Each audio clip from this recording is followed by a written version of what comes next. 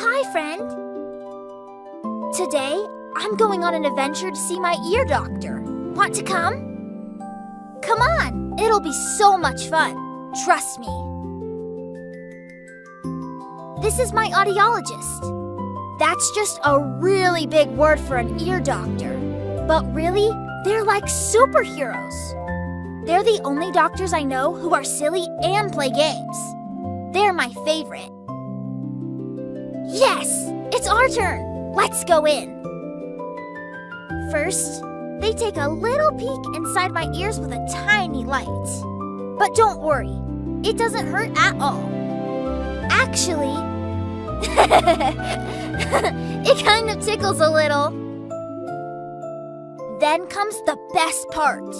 We get to go inside a special room. It's like my own secret fort with games and toys. I'm going by myself today, but if you want a special friend to come with you, they can come too.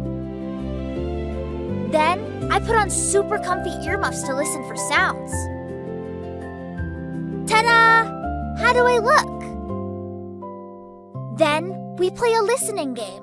Sometimes we get to play with toys, and there are even light-up surprises around the room that come on like magic. Watch this.